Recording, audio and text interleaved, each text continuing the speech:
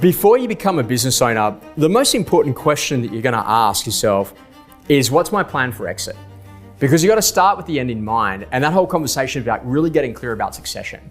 You know, it's always really difficult to go and build a business and have so much of your ego tied up in it, but also too to build legacy and have this whole thing that you've created and then ultimately to sell it or pass it on.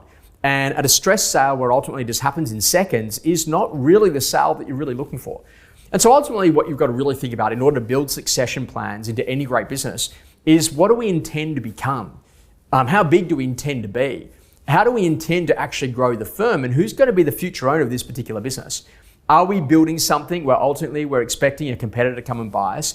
Are we looking to be merged, or maybe someone to go and be in a position that ultimately they just buy the business? Are we ultimately just going to close it down, or do we really want the staff that are sitting inside of the business to ultimately go and buy it? Now, what's critically important here is that in order to do that, you've got to start thinking about having really clean entities. You don't want to have an entity, for example, that owns additional buildings or maybe has additional businesses, or maybe your husband's or wife or kids' cars, for example, inside of the books that aren't necessarily the direct expenses of that particular business.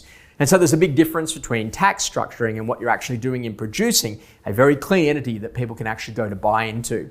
Why is that so critically important? Well, ultimately inside of any business, what we really want to be able to do is we want to be able to create great enduring firms. And enduring firms is about being able to last many decades and beyond just your legacy inside of that particular business. When the purpose of the business is clear, it can ultimately continue long after you've actually left the room.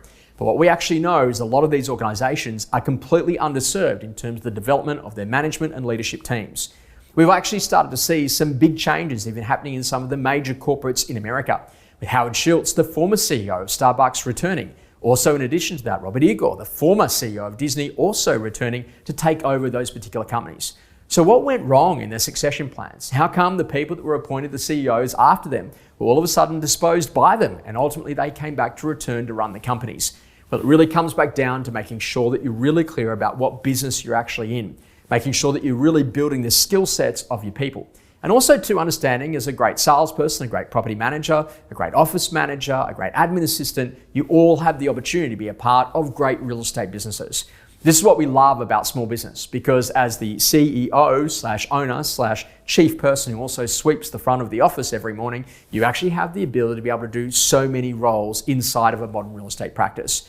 Your job is to make sure that you're building an entity that's big enough that other people can actually be involved.